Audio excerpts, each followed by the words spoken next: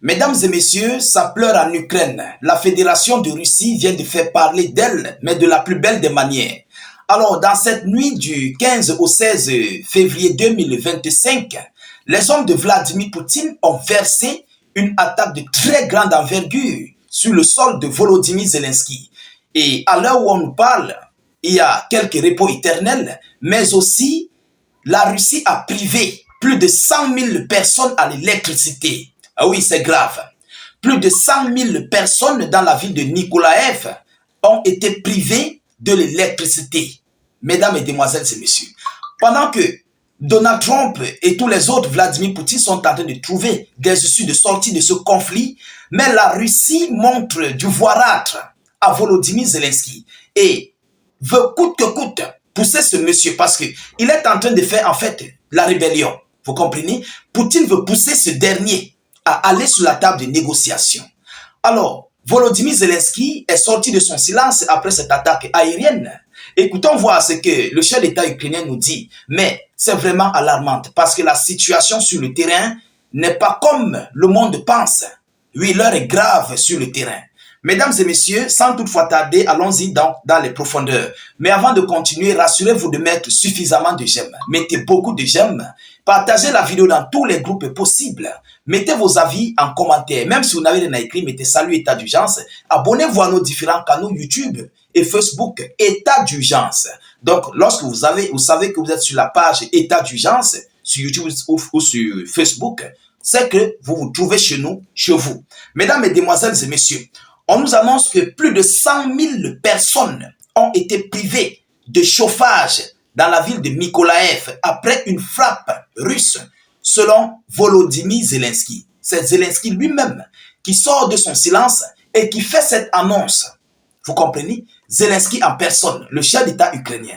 Alors, le président ukrainien Volodymyr Zelensky a affirmé que plus de 100 000 personnes étaient privées de chauffage dans la ville portuaire de Mykolaïv, dans le sud du pays, après une frappe de drone russe dimanche sur une infrastructure énergétique. Toujours des infrastructures énergétiques. Mais pourquoi la Russie a frappé sur cette infrastructure énergétique? Voilà la question qu'il faut se poser.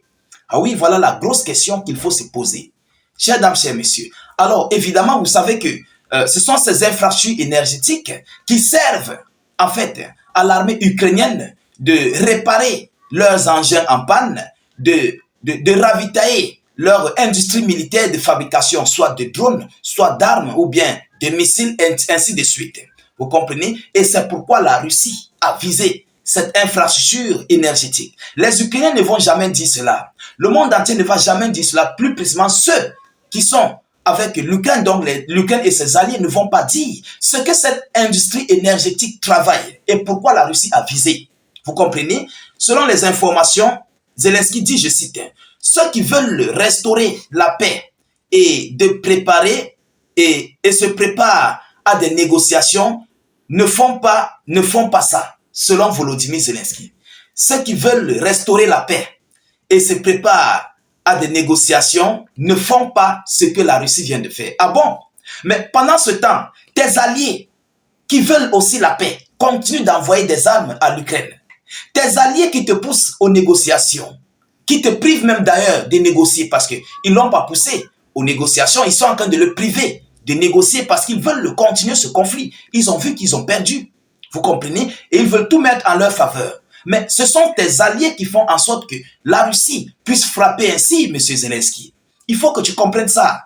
Vous comprenez? Volodymyr Zelensky dit que ceux qui veulent vraiment négocier ne font pas ce que les Russes sont en train de faire. Donc, ces attaques massives. Alors, pendant ce temps, tes alliés à toi continuent de t'envoyer des hommes, continuent de t'envoyer des munitions, des armes et tout ce qui va avec, continuent de te financer. Mais toi-même, tu es en train de vouloir négocier. Voilà en fait la réalité.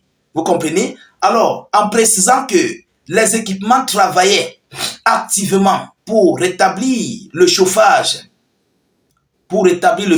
à Mykolaïv, il a appelé les alliés de Kiev à avoir une réaction forte et à travailler ensemble pour forcer la Russie à la paix. Mais vous allez forcer la Russie sur quelle paix? Même les États-Unis d'Amérique ne peut pas forcer la Russie à la paix à l'heure actuelle, M. Zelensky. Vous vous trompez complètement de personne. Depuis 3 ans, vous n'avez pas pu forcer la Russie à aller à la paix. C'est la Russie elle-même qui a décidé d'aller à la paix. Et tant que ces objectifs, en fait, ne seront pas accomplis, ne seront pas remplis, la Russie ne va jamais aller sur la paix dans les négociations de paix. Il faut le savoir. Ce n'est que le début du processus des engagements pour des négociations de paix. Vous comprenez? Mais nous ne sommes pas encore arrivés sur les signatures d'accords de paix. Ah oui, c'est ce qu'il faut comprendre. Lorsque les signatures de cessez-le-feu seront déjà établies, et là, nous saurons réellement que oui, voilà, la Russie a violé. Elle a violé sa propre signature. Mais nous ne sommes pas encore arrivés à ce niveau. Donc, présentement, le champ est libre, le champ des hostilités est libre. Monsieur Zelensky, qu'est-ce que vous ne comprenez pas? Il faut comprendre. Vous comprenez? Voilà en fait la réalité des choses. Alors, pendant ce temps, lui, Zelensky aussi continue d'appeler aussi ses alliés à continuer à affronter la Russie pour l'imposer, pour forcer la Russie à aller sur les négociations de paix. Vous comprenez? Alors, le Premier ministre Denis Shmyhal avait précédemment donné le chiffre de 46 000 abonnés privés de chauffage à la suite de cette frappe russe sur une centrale thermique. Sur une centrale thermique. Et lorsque je dis que les Russes ne sont pas dupes, ils savent. Pour réparer des engins, il faut des soudures, il faut des ceci. Tout cela fonctionne grâce à l'électricité. Et ce ne sont pas des petites soudures, ce sont des soudures à haute capacité pour souder le métal des chars, des blindés et tout ce qui s'ensuit pour réparer des drones, pour fabriquer des drones et tout ce qui s'ensuit. Vous comprenez? Donc c'est la centrale électrique qui a été endommagée, la centrale thermique qui a été endommagée. Dans un message distinct, M. Zelensky a affirmé ce dimanche que la Russie avait lancé pendant la semaine écoulée près de 1220 bombardements aériens, plus de 850 drones et 40 missiles contre l'Ukraine à elle seule. Donc Zelensky pleure. Alors, leur manière de pleurer, en fait, c'est pour appeler ses alliés à venir au secours. Et Zelensky est abandonné, en fait. Il est lâché. Lui-même, il le sait. Ses alliés le savent. À l'heure où je vous parle, les alliés européens tirent plutôt la couverture de leur côté pour se préparer dans leur propre défense. Donc, il y aura un moment où l'Ukraine serait abandonnée. L'Ukraine est déjà abandonnée. Mais le moment réel viendra où l'Ukraine, Zelensky, serait face à face à son propre sort.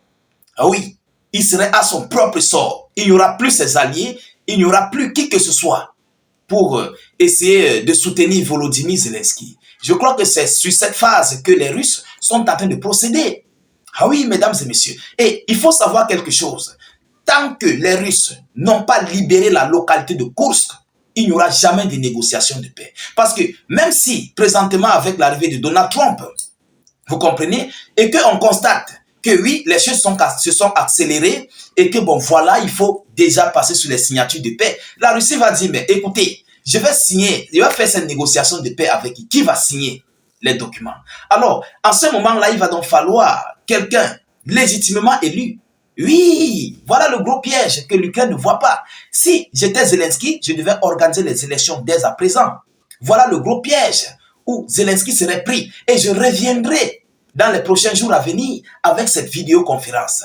Partagez la vidéo dans tous les groupes possibles parce que à l'heure actuelle, les Ukrainiens sont en train de lire Zelensky et ses alliés sont dépassés. Plus rien ne va. Mesdames, Mesdemoiselles et Messieurs, nous continuons de suivre cette actualité le plus près que possible. Nous ne manquerons pas de vous tenir informés de la suite de ces hostilités très chaudes et brûlantes. Donc, de votre côté, rassurez-vous de partager la vidéoconférence au maximum. Mettez-la partout à travers le monde. Surtout, continuez de vous abonner massivement à nos différentes plateformes état d'urgence. Voilà, si vous n'êtes pas encore abonné, faites-le et activez les cloches de notification, c'est très important. Voilà. Donc, je vous reviens tout à l'heure pour une prochaine série d'actualités. Soyez encore salués une fois de plus. Ciao, ciao.